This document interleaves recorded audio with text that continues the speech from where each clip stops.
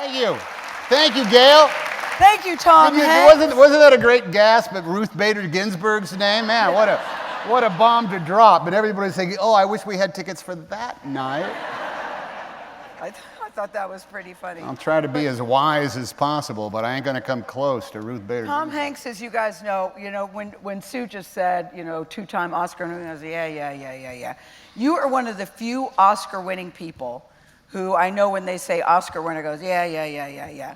You don't care if it's even included in the introduction. No, look, I get it. I'm fine. It was just so long ago. I mean, it's, I came in, I got a blue ribbon in the sophomore track meet at Oakland Tech. I don't hear that being,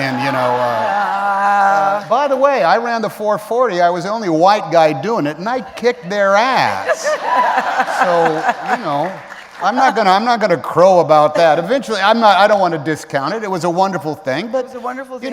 But you've moved on to other things. But before we get into Tom's book, I want to talk about Pittsburgh for just a second, Tom, because you just wrapped up filming Mr. Rogers. Yes. In Pittsburgh. Well, all right. Don't applaud yet, guys. We don't know if it's going to be good. I need to be specific about this because the movie is not called Mr. Rogers. Well, we call it the Mr. Rogers. I know. Yeah. And let me just give you a little bit of the dilemmas of my life right now, okay?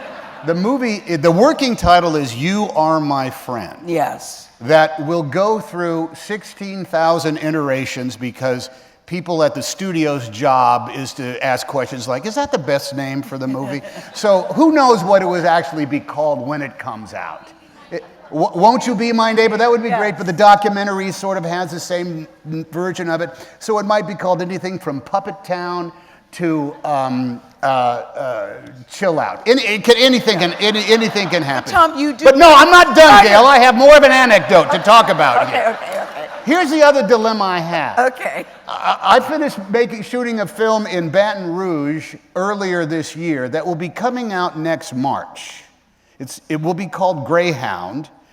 The Mr. Rogers, You Are My Friend movie will be coming out in October. And what we really need to do is change the name of Greyhound to the movie that is not about Mr. Rogers. Because everybody is, I've already received the best reviews of my career for a movie that we just finished about 4.5 days. Well, I think it speaks to who you are and to who he was. That's what I think. It speaks to Mr. Rogers, and the power of that man, yes. But we've seen pictures of you as Mr. Rogers. We actually ran it on CBS this morning because we thought it was such a great picture. Slow news day, but we'll take that. But Mr. Rogers was filmed in Pittsburgh because that's where he was from. Yes, it was. Yeah. Yeah, and you all know there's a terrible, terrible, deadly story, tragic story in Pittsburgh. And shortly after you filmed, we had that terrible shooting at the synagogue. And I remember seeing you last week, and you said, I actually know that synagogue. Yes. And you tweeted about it. It made national news. You said, again, it says, love thy neighbor, no exceptions. Again, to me, this photo is the spirit of Pittsburgh, with a broken heart today for those in Squirrel Hill. So you used to see that synagogue all the time. Well, that wasn't the synagogue. That sign was Well, up. this isn't the synagogue. That's a church that's up on Mount Washington. If you know Pittsburgh, you take the incline up, you walk around, and that was a pig. But the Tree of Life Synagogue is in Squirrel Hill. We shot at the studios of WQED, where Mr. Rogers actually shot his and we drove past that synagogue 16 times in the course of while we're there. We always thought, oh, what a great name for a synagogue. And but the fact that you tweeted about it, I thought touched a lot of people. Well, what can you do in the face of that? I will tell you this. Mr. Fred Rogers, we keep calling him Mr. Rogers, Fred Rogers, people would ask him questions like, the great imponderables and the ironies of life. And one of the questions he was asked has always been, what do we do in times of great struggle or great horror? Yeah. And Mr. Rogers said, as only he could, he said, look to the helpers. Yes, a horrible thing has happened, but you cannot give up hope. And if you need a source of hope, look to the helpers. Look to the people who come in immediately and start passing out food and taking care of things or help organize a thing. And, That is, in a lot of ways, that's the extraordinary thing about, let's just narrow down all of Western civilization to the United States of America. When that happens, in earthquakes in Los Angeles or typhoons somewhere, or in the course of such bloodshed and horror as happened in Squirrel Hill, everybody comes out and helps. And guess what? It is possible to love thy neighbor with no exceptions. Yep. We can be good at that if we choose to be. We can be, and it is a choice. I think kindness matters, and I think we need it more now than ever. But this is not going to be a political discussion. But I am Let's hear it for kindness, everybody. Yes, I am. Kindness. It's a choice, and we can do that. But I really want to talk about your book, if that's okay. What a segue. I really want to talk about Now, this is another one of the great ironies of what's going on, you know. Oh, well, enough about that killer tornado later. Tom, your second Da Vinci Code movie really is an extraordinary. I don't know how to deal with it. But you know, if he hadn't been in Pittsburgh, I wouldn't have mentioned it. But I am very disturbed. Great town, Pittsburgh, man. That's a great town. And that's what he said. I am disturbed by what's going on in the country, but that's why I think we need people like you who do what you do and be the person that you are. And I say this because on CBS this morning we had Dan Brown. You know Dan Brown? I know. Yes. Dan Brown was on this morning, and I told him that I was going to be talking. Dan Brown was on this morning? Yes, oh, he really? was. All right. I'm glad you're watching, Tom. Yeah. I've been away from home, and I haven't been able to get to the DVR Thank like you, the way I Tom want Hanks. to. I go to all your movies. Gayle, you're on TV 7 hours a day. I can't keep. The day is only 24 hours long. I only have so much room for Gayle King. So I was asking Dan Brown about you, and I actually love Tom Hanks, and I know he loves me too. So I asked Dan Brown about you, and he said that he was very reluctant to turn the Da Vinci Code into a movie until he heard that it was going to be Ron Howard and Tom Hanks. And Oh, that's nice. Okay. I thought that was very nice. Why Tom, I said, and he said this about you. He's a professional storyteller. He can play the everyman and the hero because he makes you believe that there's good in the world. That's what he said about you. All right. And Dan Brown said this about you. You are intellectually curious and you are kind. Oh, all right. Yeah, see? What's the matter with that? I thought that was nice too. Dan, you know, have you read, you know, the people who have read all those, I like to call them the Robert Langdon mysteries. And everybody else in the world calls them the Da Vinci Code, Yes. no matter what the book is, you know, that, oh, you're making another Da Vinci Code movie? No, but I am making another Robert Langdon mystery. Is that they are chock-a-block with this kind of like fabulous historical, intellectual treasure hunt kind of stuff. You do get to, a lot of times when I would read his books, you can do it with like Wikipedia open right next to it. Any reference to anything about architecture or art or history, you can pull it right up. I will tell you that he makes up a bunch of junk to say. But in a good way, it's awfully fun. He said that he's really big on research and that he read your book and he said he liked your book. But one of the things he said about writing is that whenever you write a book and you write a story, you can't just write it for one person. You have to write it because so many people will read it and read it different ways. In this case, you wrote 17 different stories. 17 different stories. Well, yes. 3 of them deal with the same character, and 4 of them are a column that a cranky newspaper writer That was bangs one of my out. favorites. But, It's uncommon type, some stories, but 17 different stories. What was your thinking behind your process about what you were trying to do with 17 different well, a lot of this is, did anybody read the hardback? Just Gay. Okay, so somebody, okay, fine, Gay, thank you. That sounded like a golf clap. No, Well, why don't you set the tone out for for a people? year, you know. Why don't you set? Been out for a year. it was on some bestseller list. You know. Yes, audience, you did hear that they said Tom Hanks was not only an Oscar winner, but he was also a best-selling author. Drop the microphone. Officially. Best-selling can be author. said. I like that. I made the East Pacoima Green Sheet top 10 of bestsellers.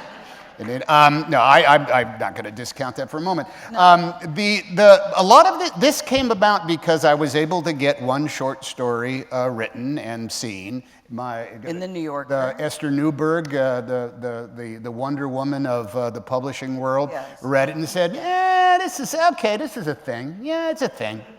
Let me see. I don't know. Let me think about what we could do with this thing." And she sent it to, whatever it is, she went over and cold cocked somebody at the New Yorker, and they ran it, not after no small amount of give and take with the New Yorker. Deborah Treisman over there would say, "Do you really mean to say this in this paragraph?" And I said, "Oh, all right." But they said, "Would you like to do a volume of them?" And I said, "Well, how many short stories go into a volume?" First of all, I said, "Is there money in that? You guys make money at that? I mean, is it a thing? Do collections of short stories? Do you want to make those? I mean," and they said, "Oh, they sell very well sometimes." I said, "Okay, all right. I don't want you guys to go bust. So, how many do you I'll help need?" you out, yeah. They said about 15, and I went, let me think. And I had 9 things that had been itches that I wanted to scratch creatively. But they're all different kind of stories, Tom. I mean, because this is something interesting that I thought Dan said this morning. He said you have to respect the process and have a process. His process is he goes every day, 4 o'clock in the morning. He works from 4 o'clock in the morning in the same place, no telephone, no internet, from 4 to, he said, 6 or 7 hours every single day, no distractions, no disturbances. Did you have a process? When I got involved in an individual story, yes. You did, okay. Once they got there. And I did have a type of faith in the perseverance of those details. I'm much more, I don't think any good decision has ever been made after 3:30 in the afternoon, except, where to go drink later on the night. That's about the only true decision you can make after that. So I did my work early in the morning, but if it wasn't an actual story itself that I was trying to crack or trying to get to the next phase, it was an awful lot of pondering. And that is usually in the morning and that the earliest possible until... But I read you'd be in the car, or you'd be at a restaurant, or you'd be on a set or something. Yeah, I wrote everywhere. You wrote everywhere. And how long was this process? How long did it take you? 2.5 years, 2.5 to 3 years, yeah. Was writing always something you wanted to do? Well, yes, but more importantly, it was something I ended up doing without really knowing that it was writing. What do you mean? We had the company Playtone a long time ago. I realized that to be an actor waiting for the phone to ring is a recipe for suicide and drug addiction. If you're just waiting for the phone to ring and have somebody say, we'd like to invite you into the storytelling process. Great, I got something to do. So I have this kind of like fabulous group of people, and we've done a lot of producing. And, we've had stuff on HBO, and we've done films, and we've done documentaries. And we've spent an awful lot of time just leaning in each other's doorway saying, this story idea, first of all, is this theme worth examining in the first place? Mm-hmm. And it could be something we've read or something we've heard or something we've thought. And then the question comes in, well, yeah, I think it is, but how would you do it? Well, you do it like this with these story elements, and you stretch it out. Well, but what venue is that? Is it a 3-act structure of a film? Yeah. And can it withstand the commercial pressures that go along with just making money or getting the budget for that? Or does it require more like 10 hours of storytelling? Yeah. Can it be 4 hours? Should it be a documentary? Because you can't make up something as good as the actual facts and the people involved. And throughout that, and over the course of my career as a day job, as an actor, there was an awful lot of things that had been in my head that I thought here's an example of it. Okay. I'm a horrible surfer. I have a better collection of scars from surfing injuries than I have of pleasant memories of surfing. Yeah, but I'm just not that good. But it's good to be out in the water. And I'm going to say about 30 years ago, I was surfing in Malibu, and I was coming up out of the water. And I saw a guy in his surf wetsuit sitting in the passenger seat of an expensive sports car with a woman who kind of looked like $1 million. And they were just in there, they were just in there chatting. Oh, keep talking. Yeah. They were just in there chatting, and that image of a guy, I just thought, okay, did she come down? Is she on her way to work, just swinging by? What's what's going on in that car? Oh, wow. What's happening between two people? And that is one of the settings for one of the short stories. I know. So these little embers have stuck in my head for an awfully long time that could never possibly become movies per se, but they ended up being the stuff of the collection. I know, but it's such a wide variety. It's about an immigrant coming to New York, which is really timely now. Yeah, that's a biggie. Yeah, I think that's a good one. A woman going through a divorce. Yeah. Time travel and Couple of romance. divorced women in the book, yeah. With Time travel and romance. So are these things that you're interested in, or you just think that's what makes a good story? Because they're all so different. Well, if I was to say, there's nothing that connects. I don't think there's a theme that connects them. Other than this, is that people experience. They're able to get on with the rest of their lives through a discovery, or through a discovery about themselves, or through the benevolence of an unexpected force in their lives. And I'm not big on the antagonist-protagonist structure of stories. I don't truly in movies that I see or whatever. I don't care about stories that are structured in which somebody always says, "Before I kill you, Mr. Bond, Yes. perhaps you'd like a tour of my installation." Yes. No. I don't care about that because you always know the guy's going to win. Yes. Whoever it is, and he's almost going to lose. Yeah. But then he doesn't. But then he doesn't. But then you don't like that the hero, and then there's a challenge. Because that ends up just being bricklaying. You just see what the structure of the stories, and they slap some detail on them.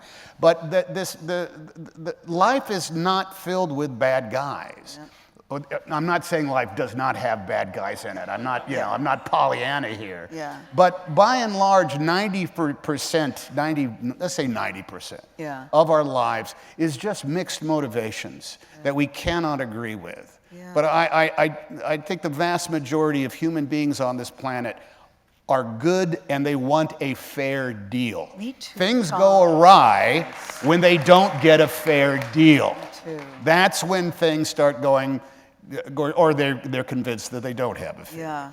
And I think that when I was turning these things in one after another, Peter Gethers, who's the greatest editor on the planet Earth, I sent in like 4 or 5 of them, and he said, your stories are about good people helping people. And I had to think about that, and I said, well, I don't think they're necessarily. There's people that they're not set out trying to do good, but they do wake up in the morning in an attempt to be fair, to give everybody a fair shot. The story about the immigrant is really based on my father-in-law, Rita's dad. Because Rita's from Greece. Who escaped Bulgaria and he has his life story as one of as much horror and evil as you could possibly. He was tortured by communists, and he was in a number of prison camps where every day prisoners were hung for no reason, just to make examples. And his escape is extraordinary. And I ended up writing it because when our son was born, he was very young, and I was downstairs, and Dad, he always got up early. He said, I tell you, no, I like to get up early, Hey, that coffee is good. How's that baby? Oh, look at that baby. And I said, what are you going to do today? Dad? Oh, you know me. I'll be good. I'll sweep up. Tonight I barbecue the chicken. God bless America, I tell you. It's the greatest country in the world. I tell you that right now. And I said, how did you come to America, Dad? And he told me the story of how he came to America for about an hour and a half. And it stayed with me very much. And later on in the day, when my wife was awake, she said, what'd you do? I said, the baby was fine. I was talking to your dad all morning long. Holy cow. The way he came to America is incredible. Yeah. And Rita said to me, how did he come to America? Oh. He had never told her.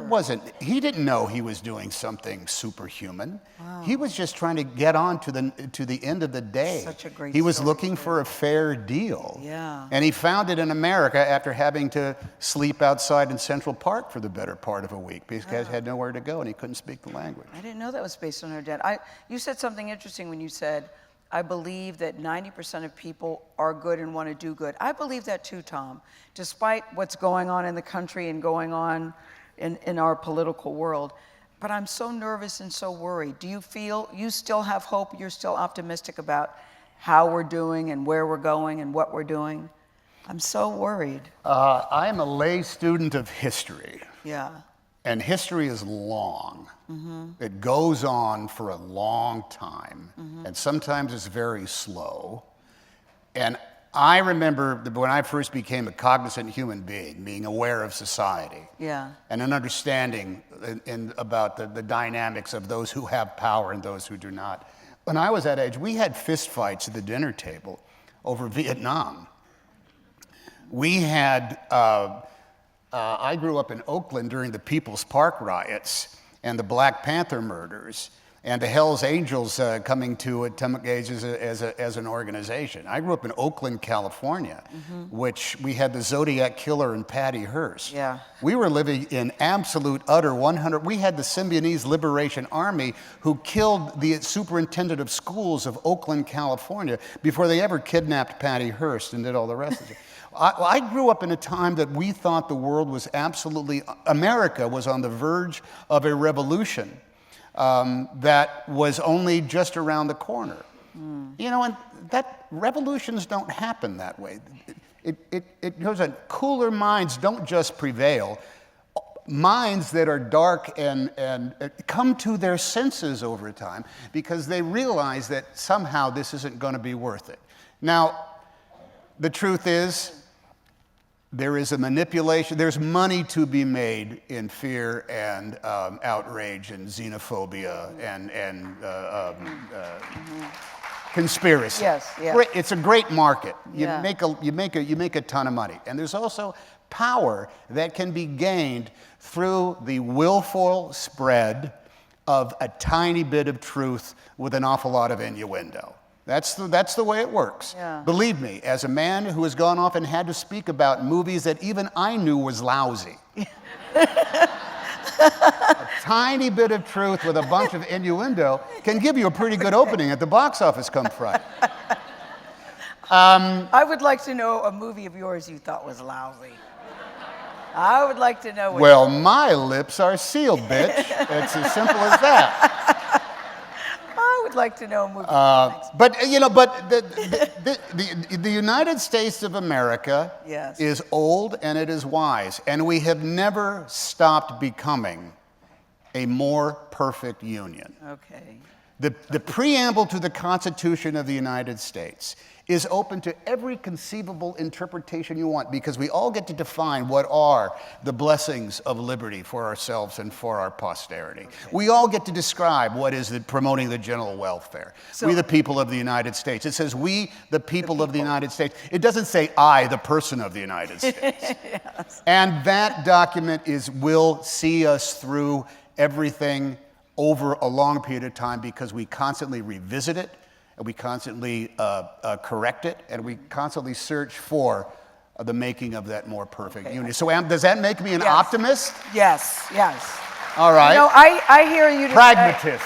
I hear you say, Gayle, we're going to be okay. Let's be fair. Okay. Who thinks I'm an idiot for thinking that way? Who thinks I'm wrong? Okay, nice, Tom. Yeah, that's really good. But, you know, Tom, you have your own dental plan, so... You can think that, but isn't that something right now? Yes. Honestly, if you can't take your kids to the dentist when they have a horrible abscess, and you can't do it for less than $800, that is going to be your rent for that month. Yeah. You're not going to think the world is fair and filled with 90% good people. You're going to think you're getting a raw deal, and you know what? You are. You are. Okay. Okay. All right. Does it sound like Tom Hanks is running? No, it does not. You started the question. You started asking the question. I have heard, and I'm not making it up because I know you've heard it too. Yeah, okay, yeah, thank you. I'll tell you where this. I'm going to tell you where this came from. Shut up. I'm going to tell you where this came from. All right. This is a Hollywood movie star talking about his life. Okay, you're going to love it. Okay. It's going to be right up your alley. Okay. When we were in Philadelphia, making the motion picture Philadelphia, thank you very much. Thank you very much. Thank you. Thank you. Yes. On a day off, I had never been to Philadelphia, so what do you do with the family? Well, you go down to Independence Hall. Yes. And you see the Liberty Bell, and you see Independence Hall, and you say, oh, here's the Congress was, and here's the Yes. Senate, and the Supreme Court was upstairs. Yes. We went upstairs. There was nobody there. It was a freezing cold day. We all thought we were going to die. Anybody who saw us as tourists there, they would say, tourists don't come out in this weather. Yes. But there we were, and a guy who works for the government, a government employee, a park ranger, he had the thing and the whole bit, the Smokey Bear hat and all that. We're there, and we're upstairs in the where the Supreme Court was in Yes. Independence Hall. I've been there, yes. And he says, none of these are all reproductions. The only actual piece of furnishing there is that chair and that candlestick. We think were here back in the day. All the Yes. rest, I said, okay, that's very fascinating.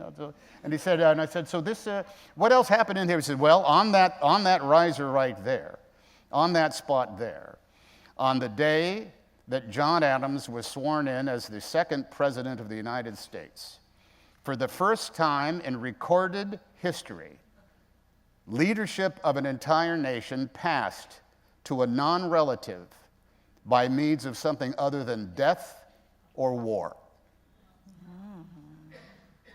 And the hair stood up on the back of my neck.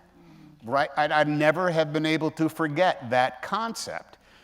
One of the things that John Adams, and I talk about this because we produced John Adams for HBO, and we won more Emmys for that than is possible to win Emmys for. No production will ever win 12 Emmys again because they changed the category, so you can't. It was rigged in our favor. Wow. It was rigged in our favor that year, but it was sublime and it was beautiful. John Adams said, where in the history of humankind have people had a choice, any more choice over their government as they have over their climate? And it was true. This odd, difficult land that we live in, with a myriad of problems that we have witnessed in mega doses within the last, just say the last 3 weeks, it still remains a promised land where if we choose to form a more perfect union and do the work required of it, guess what we get out of it? Yeah. A more perfect union. Yeah. So come on, let's do it. Yeah. And that means even if you want to maintain the status quo, maintain it. But if you want to change it, you got to change it. You can change it. Well, oh man, can we please get back to my goofy stories? Okay, I am. I'm going to get to they're not goofy stories. I'm going to get back to your book in just a second, because tomorrow, Doris Kearns Goodwin is on. She's written a book, Leadership for Turbulent Times. One of them is Abraham Lincoln. His mom was Nancy Hanks. Yep. Nancy Hanks. Yep. And Tom Hanks. The Kentucky Hankses, yes, there is What's the connection? What is it? We have the same last name. No, no, Tom, there's a connection. There is, we are somehow, my dad described his ancestors as being pig-ignorant Kentuckians, meaning that they were illiterate, but they came out of the Kentucky and they came to small towns in Northern California. But yes, I wrote many a fifth grade report on Nancy Hanks Lincoln, yes, yeah. And Dennis Hanks, who was there's a famous story of Dennis Hanks he was around when Honest Abe, the young rail splitter, was young, and they did this thing where he put ashes on his feet, and Dennis, he made footprints on the floor, and then his cousin Dennis held him sideways, and he made footprints going up the wall, and they put footprints on the ceiling, and Dennis was going like that. That's something I wrote about many a time. Well, I'm just saying, it's sort of kind of in your DNA, and you are known, and I know you hate this, but you are known as one of the nicest people in Hollywood, and that's no exaggeration. So I'm wondering, is there anybody, Tom, that just thinks you're a jerk? Is there anybody? Have you ever had an encounter with anybody? You got to dig just a little deeper, Gayle. Nope. They'll all come out. Nope. Well, look, I don't suffer fools easily, and I don't let anybody take advantage of my good nature. And there's some people that try to, and guess what? What? They never take advantage of my good nature again. So there's a way in order to communicate. Some people, Tom, mistake kindness for weakness. Yes, they do. Yeah. Yes. And I don't think you've ever had some guys live by the credo, nice guys finish last. No, I only asked that story because once you told me a good story about someone had asked for an autograph. Babe. That's where I finished. Nice guys finish first. And somebody You had understand what I'm saying? Yes. If you don't believe me, I'm going to go there and mess up your red hair. Yeah, please don't. All right. You have a Come great on. story. Was that a pretty good jerk talking there, right there? Was that not bad? Was that not bad? All right, Tom Hanks. All right. All right. Because there's a good story about Tom that I guess you were in a bad mood that day and you just didn't feel like playing, and the guy said, okay, you're not as, never mind. All right, 17 different stories. The thing they do have in common is your love of typewriters. Yes. And that in every story of the 17, a typewriter, it's almost like its own character. They're like Easter eggs that are spread Yeah. out through all this. And your love of typewriters comes from where? Because for high school graduation, what I got was a blue Smith Corona. Beautiful. Do you know Electric Smith Corona? Yes. Manual, yeah. Yes. Your parents loved you. Yes. Oh, but I thought it was the prettiest thing I'd ever seen. That it was the prettiest thing. Smith Corona, there was a period of time when typewriter companies wanted to come out with typewriters for the whole family. Black office typewriter for dad, you know, or red for mom in the kitchen typing up her recipes, pink for sis. Yeah, mine was you know. powder blue. Green, I've never forgotten green it. for junior, yeah. But for you, they all figure into all of your stories, but yet you didn't write any of the stories on the typewriter. I thought that. I wrote a lot of notes on typewriters, and I did rough drafts of paragraphs. And one of the stories, which is called "A Month on Green Street," I typed about the first four. I tried the first 4 pages of the draft on a typewriter that I bought in Atlanta. But you can't do real work on a typewriter. These days are perfect for these things. You can write the Great American Shopping List on a typewriter. Yes. Or a note to the family that goes up on the thing. Everybody can read it. It's great. No one throws away a typewritten thank you note. No one throws away a typewritten happy birthday letter or something like that. But one of the people say, why would I have a typewriter right now? And I would say, okay, do this. Get a typewriter. Have it out. The typewriters are everywhere. You can find them. There's no problem. But you got to use it. It's like having a piano in your living room. If you don't use it, it's just a dead hunk of sculpture. There's nothing you can do. Use it. Mm-hmm. I was talking to somebody. Said, I have a typewriter, but I really don't know what I should do with it, Tom. I said, do you have any kids? He said, yes. As a matter of fact, we just had 2 twins. We have 2 5.5-week-old twins. I said, okay, get your typewriter out. And I went, write a letter to both of those little kids at 5.5 weeks. Tell them what you're doing. Tell them what you're up to. Tell them what they are like. And take that piece of paper, a handful of paragraphs, and put it in a shoebox and give it to them when they're a little bit older. And when they are 65 years old, they will pull out the actual thing that you wrote, and they will read about you, and they will read about them. And it will mean the world to them. And it will be a one-of-a-kind document, a work of art, unparalleled by anything they could possibly buy. That's why you have a typewriter, the permanence that goes into it. Did you do that? Yes, I have. I have. Over your kids? I'm not at the age when they were young, but I write my kids letters all the time now. Do you? And I say, you don't have to respond to this. This is not like a business correspondent. Have it, read it, keep it, throw it away. Tell me what you think about it when we see each other. But I want to put down on the permanence that you get. I've said this many times, but it's true. The permanence of a truly typewritten anything, a paragraph, letter, note, will last as long as words chiseled into stone on the Cathedral of St. John the Divine, provided you don't put it in the sun too long or burn it. It will last 1,000 years. Do you like a typewritten note better than a handwritten note? My handwriting looks like either one of 2 things. A chicken died and has walked through its own black blood. It looks like that. Or a psycho killer has written you a letter. It's horrible, and it always has been. So yes, I always type. I try, if I want something to have a bona fide impact, I use a typewriter every day. I type something every day sometimes. Now, how often do you write them? Isn't it just to your children and your family? Oh no, I write letters all the time. Mr. you find these things out, and this is because this ties in a typewriter. Mr. Rogers got up at 5 o'clock in the morning and would have a glass of hot cranberry juice. Ooh. He never had coffee. This is why Hot cranberry juice. Fred talked very slowly and quietly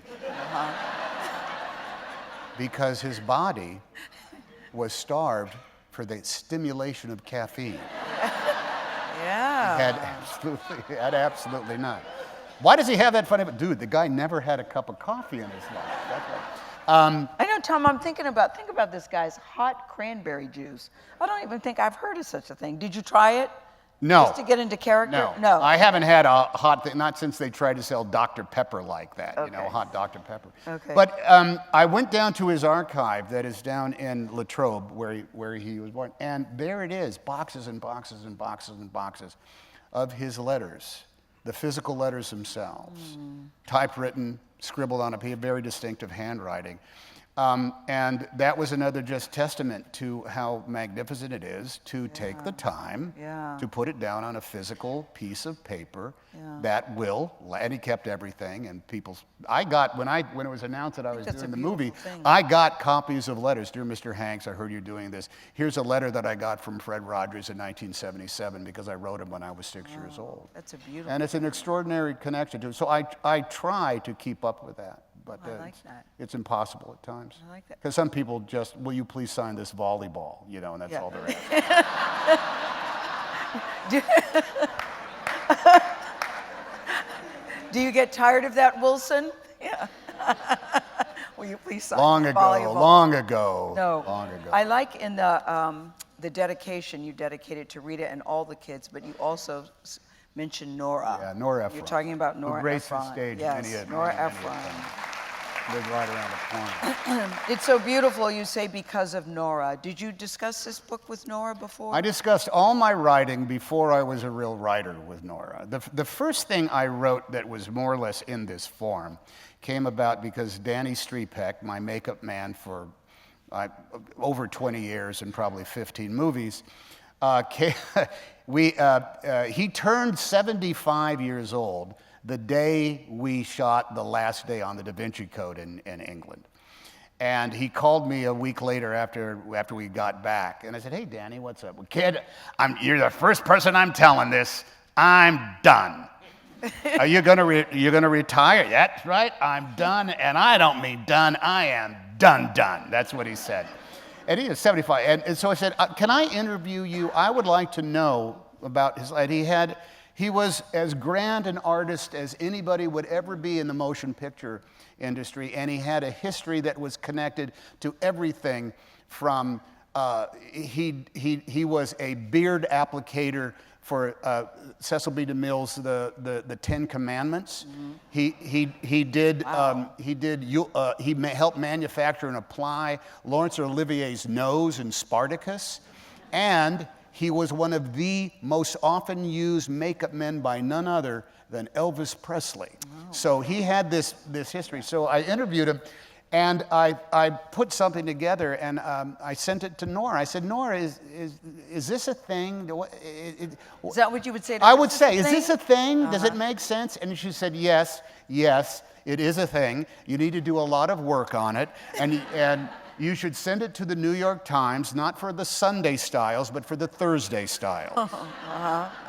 And so I worked on it a lot, and I sent it to her back a few too many times. But the best thing that she said, you'd get it back, and she had the red, I don't know, red marks, whatever it is on the computer. She yes. had the scriptor or whatever it is called. I don't use it. I know what you mean.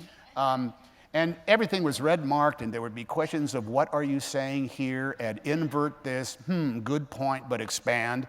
But at one point, she just sent the whole thing back to me with 3 words written on it in capital letters: voice, voice, voice. Because I was rambling around.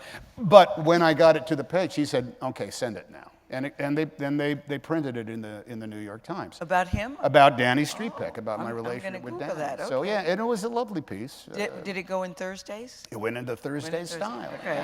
And it had a great picture of me and Danny, because we had huge adventures together as making movies. But Nora. But I like you saying, Nora, is this a thing? Did you get a chance to talk to her about this? Alas, no. No? No. Was she gone by then? I didn't know. She was gone by then. Last thing, George Wolfe and I worked with her quite a bit before we officially began doing Lucky Guy, which ran on Broadway, 2000. Yes. 2002. Thank you. Yeah. But she had also when we were working on Sleepless in Seattle with Delia, her sister, I was just an incredibly cranky actor, and I was complaining about all these scenes, and we'd have these meetings, and I'd say, yeah, this is a bunch of hop. You ladies don't know nothing about being a dad. Dads do this, and dads do that, and blah, blah, blah, blah, blah, blah. And some of the stuff that I said made it into the movie, and she said, that scene you wrote really worked out well. I said, I didn't write it. I was just complaining. She said, no, you wrote it. You wrote it. Because what you said is what we typed. And I'd never thought of it that way. I'd never been included in the collaboration of the construction process in a movie before Nora. Now that you've done short stories, before it was published, because Dan Brown told a great story when he said his first 3 books did not do well. No, Digital Fortress and a few others. Yes, did not do well, and he said... He was just a guy writing on a typewriter in his back porch on a card table. Yep, that's what he said. Yeah, that's what he said. said. And you can't fall in love, and he said, you know, your feelings are hurt and all that stuff. And then you have to realize, but I really like the process. Because you were already so accomplished in the other part of your life, did you feel pressure for this to be good? No, I did not. Didn't? No, I felt pressure to like it myself. You know, I get a lot of credit for being in movies that did well, but I am but a cog. I'm dressed by somebody else. I'm saying words that somebody else said. I'm being told what to do by somebody else. No. Excuse me. Hey, back off. Back off. Let me talk. Let me speak. I'm not saying I don't contribute in a big way. Okay. An actor does in a huge, huge way. Okay. But the timbre, the timing, the patina, the tempo of the emotional level of what they do ultimately goes through many other people's hands in order to buttress what I did and magnify what an actor does. Mm-hmm. But without those other people, I'm just a guy who did pretty well in dailies that day, all right? So every movie we've ever done... Disagree, but okay, fine. Okay. Yeah. Yeah, like you're the star of the CBS morning show. I'm nuts about that John Dickerson, aren't you? I am too. Yeah, there you go. But it's part of the storytelling process. So when it came around to this, every movie has ever been a crapshoot. You don't know if it's going to work or not. But all of these had to be, for me, they had to live up to the sort of like the consciousness that I put it into in the first place. Mm-hmm. A lot of them began just with a line of dialogue or the title, or the final line in of the story itself, and it had to earn all those things in order to get there. So you can put out if it's going to sell or not is not nearly as important as what I think of it when I read it myself and say, you know what, this is where I want it to be, so therefore I am done. No, it's interesting you would say that because Dan said you have to write something that you like. Yeah. And it's okay if other people don't. But I would just think, being who you are and doing what you do, that you do also want people to like it. And you do. Well, that's human nature. Yeah, that's human nature. You know. But if they didn't, you wouldn't be crushed, is what you're saying. See, that would bother me. Let me tell you something. That would bother me. Here's a show business story. You ready? You want another show business story? I do. I love show business. The very first review of a good movie, at a movie I was in I was living in a house in the valley and I was just barely getting by. And the review for the first movie I was really in came out, and it was in Los Angeles Magazine. And I happened to come back from a very long, exhausting day doing something totally different. And there it was, it had arrived. And I knew that the review for Splash was in Los Angeles Magazine. Yes. Splash. The kids were in bed. I was there alone. I opened up like a diet root beer or something like that, and the magazine was there. I said, all right, I am now going to read the first real review of the motion picture Splash. Movie reviews, page 179. Splash. And I read, righteously so, Yes. the most perfect examination of the majesty and mercurial beauty and mystery of Daryl Hannah. Could not agree It was fantastic. Couldn't agree more. It was fantastic. And it was right. And it Yeah. really captured her in that movie. John Candy. Oh, man. At last, the brilliance of Second City TV has come off. This man he is Chaplin by way of Keaton, by way of Jackie Gleason. This is one of the greatest comedic powerhouses in the world. And what he does in this movie will bring a lot of I couldn't agree more. It was exactly right. I'm getting scared, Tom. Eugene Levy.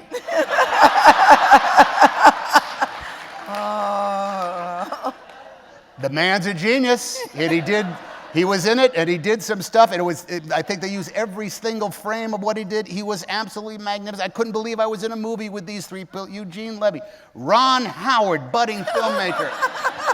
You know him for this, you know him for that, fantastic, Disney Brian Grazer, screenwriter. My name wasn't mentioned in the review. At all in Splash. Go through that, and nothing can hurt you after. Oh, wow. Nothing can hurt you after. That's good. Well, I'm thinking they didn't see Bosom Buddies then. Don't we remember Bosom Buddies? They didn't see you in Bosom Buddies. Okay, here's somebody from the audience. Has anything you learned from making movies translated over to your writing? Or anything you learned from your writing translated over to your movies? Absolutely, yes. My day job as an actor has always been about where you fit in the construct of a story. And you have to understand what that story is, and you have to know what your place is in it. And you cannot suddenly decide to magnify it yourself. It has to be part of an organized plan. And the truth is, the script that you begin with, even though it is just merely a blueprint for something that will be assembled over a long period of time, is a certain type of literature that you can pick up. You can read it, and you can come across with a scene that shouldn't be there. Or you can read a piece of dialogue that is not true to the character of the narrative. And when it lands perfectly, it's fantastic. But when it's not, it's a clunker, and you have to deal with it. So all of the work that I have done, and you get better at reading scripts, you can also start looking at them in completely different ways. And with certain filmmakers like Nora, or with others, they ask the question literally, what do you think you think this is a thing? And you say, well, I think it is if we do this, and you're either incorporated into it or not. So I would say that in a weird way, all of the hands-on work that I have done with scripts definitely affected me in the course of writing all these things, because I think in some point, there's a lot of cinematic moments in that. Trying to capture that guy in the rich car with a babe who looks like Gayle King. That's a cinematic image that you have to turn into almost I like the dialogue. military story. Christmas Eve, 1953. Yes. That came about because the question I always asked in all of the World War II stuff we did was always, how do you take a 23-year-old kid in 1944 who has done and seen what he has done? How do you take that guy and have him setting up a kid's electric train on Christmas Eve in 1953, less than 10 years removed from the event? I don't know how human beings done it, and some people didn't. And that story is interesting because it started out solely being about the dad, and ended up instead being, in a lot of ways, about the guy who calls him, who was so scarred by the war that he'll never be able to set up a kid's kid's electric train around I really Christmas. like that one, Tom. I like Mike Gavin. I can't tell with the Sharpie because it ran together, but I like this question, Mike. Thank you for your years of entertainment. Would you rather win an Oscar for Best Actor or a Pulitzer Prize for one of your books? That's a good question. If you really have an answer to that question, aren't you just a big fat dick, you know?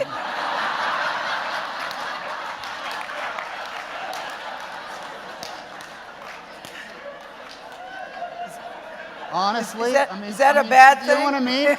No, neither one would be bad. Oh, God, yeah. Hey, screw that. Where's my Nobel? I want a Nobel.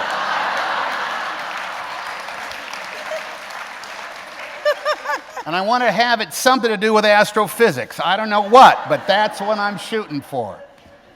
Oh, God. See, Tom, when I said, have you ever been in Jerky, because he's kidding around. Because I remember you told a story once about a guy who came with his little boy to get an autograph, and something happened, and he walked up. Oh, my That's the God. Story. That's the story I thought you were going to tell. It didn't just come out of left field, Oh, Tom. do you want to hear this story? It's a horrible. good story. It's horrible. It's a good story. Oh, my God. It's the worst thing that could possibly happen.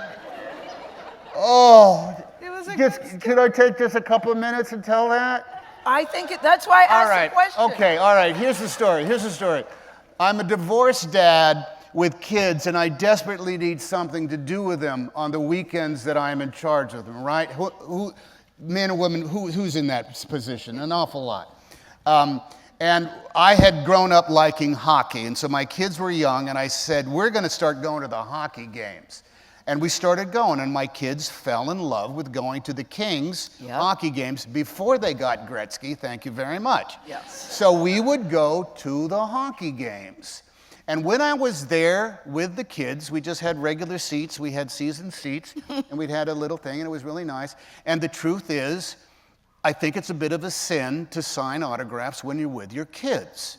So there'd be a constant kind of like group of, they'd just keep, every time the time was off on the ice, someone would come by. And so on one night, probably in 47 different occurrences, I said, I'm sorry, I'm with my kids, and I thank you very much, nice to meet you, but I'm spending time with Mike. I hope you understand. And everybody understood, all right? Yes. Except one kid who was about 12 or 13. Yes. He came up and said, can I have your autograph? And I said, I'm sorry, I'm with my kids right now. Pop me some props there, but I'm with my kids, and I really can't, because if I do it for you, I got to do it for him, then I can't enjoy the thing. And he said, no, I want your autograph. And I said, I'm sorry, I can't because I'm with my thing. He says, can't I have your autograph? And I said, no, I'm sorry because I'm with my, and the game started, no, maybe later, I just wanted to get rid of the guy. Yes. All right, okay. Right? Yep. All okay, right? Yeah. Well, the guy's father came up to me and said, you're a goddamn son of a bitch, Hanks. You're a goddamn son of a bitch. Screw you. Screw you and everything you stand for. Nice going. Nice going with my son. Good job. Screw you, Hanks. And he went and sat down. Wait. Wait, there's more. Wait. The kid was mentally handicapped, which I did not notice, which I did not recognize. I was just dealing with a pushy 13-year-old, and I didn't realize of course this father was outraged beyond compare. So you see how hard it is being me. So you got to ride those moments every now and again. So. But that's such a rare thing for you. By the way, I learned a lesson there. I started paying a lot of attention to people. Well, yes, general. of course, Yeah. Sure. Yeah, you got to, because you want to do the right thing, But I mean, but you look at your life though. You talk about by the age of 10, you had moved several times. Your parents had divorced when you were little. It's amazing that you've been able to navigate your life. Do you think that sometimes? I will tell you this, and this I is am fascinated by that. This might come out in the thing of the book. When as a young man, my parents divorced a lot. I came across good people. Yeah. Good people. Sometimes they were teachers. Sometimes they were the parents of friends. Sometimes they were, the staff of apartment buildings or stuff like that. I came across people that gave me a fair shake. I also came across some malevolent folks every now and again, but you wise up and you learn how there's nothing wrong with beating a hasty retreat. Where did your fascination with typewriters start and come from? And do you have a personal favorite in your collection? Well, you have like 150. Yeah, I got a lot of typewriters. Some of them are gorgeous, and some of them I want to throw out the window. But where'd the fascination come from? I know you like history. Did it come from? No, papers, writing papers. I think I came out with I liked the graphic look of it, and I also think it's because when you have to write a paper in college, I did find that I could type as fast as I thought. I could not do that with handwriting. I was always behind the curve, and I never felt as though writing with a pencil or a pen was as fluid as it was with writing a typewriter. What's your idea of a good read? A good read? A good read. A good read is, as best as can be, is nonfiction entertainment. Does that make sense? Yeah. Means it happened, or it happened like this, or it is, like the first. I think when I was first started reading, I read books by Arthur Haley, who wrote Airport and Hotel, yes. and then I would read Leon Uris, Exodus, or Mila 18, or Armageddon. These kind of like long historical fiction, or is there another name for that? Fictional history or something like that. I remember reading the Hobbit and thinking, oh, that's a lot of fun, and starting the next one. What is the next one? Lord of the Rings or whatever. I got about 40 pages into it. I said, yeah, Frodo, and I never bothered with it again. But that when you can get into it doesn't have to be current events. If you can get into anything that is set and is historically accurate, along with I read nonfiction more than anything else. But then how do you explain like Lincoln and the Bardo? But you can look at that and say, well, that in a lot of ways that too is a brand of historical fiction, because those people, the ghosts that are in that, had been alive, and the sadness that Lincoln felt was on display in that book. So even that is something that you can latch onto as saying it must have been like that. Do you have a good book that you would recommend to our president? I think he needs a good read, a good book that would help us. Everybody is supplying their own punchline to that.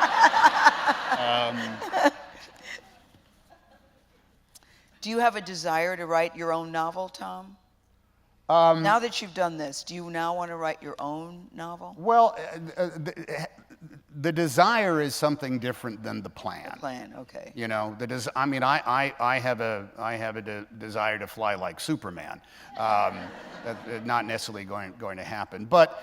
Because a lot of times the question is, why do this? Why write a thing? Why do it at all? Yeah, why did you do it in the first place? Yes. And I think anybody who creates for a living, or anybody has, who does what they do and wants to do a better, it all comes down to a fire in the belly, Yeah. And I think I have a fire in the belly. Whether that can be turned into something that'll keep you warm or not is a different subject. And my last question: what's the one thing you want that you don't have? Wow. Wow. I have an answer. Speaking to the microphone. I have an answer. You do? Yeah, sure. Oh, what? More time. That's good. Is that it? More time. That's good. You know what? I make this joke. It's like, you want to get out of something, like you don't want to do something. I'm not going to do that. Why? So, why don't you want to do it? Because, hey, man, I'm on the back nine, man. I'm on the 14th hole or something like that. You don't feel that, don't you? Well, I'm 62 years old. It's not just. I'm 63, but all right. I still but feel. It's not just that. It's also. We could live another 20 years, easy. Easy, we could, Tom. Why are you shortchanging me, Gayle? Touche. But isn't that what it comes down to? Yes, And it's not just about stuff that you want to do. It's just stuff that you want to experience. Yeah. Here we are. The leaves are finally changing. Are we in the autumn of our years? Autumn in New York. Don't you wish these warm days would just stretch out a little bit more? I do. But then again, don't you kind of look forward to that first frost in the air? I do. And then don't you think like, well, summer's coming up. I want to bake again. And then just as you start baking in June, July, aren't you thinking, oh, man, I can't wait for the leaves to change. So you just always want that another trip around the racetrack. Oh, I hear you, Tom Hanks. Congratulations. Thank you. Thank you very much. Thanks, everybody. Audience. Thank you. Thank you. Thank you, sir. Oh.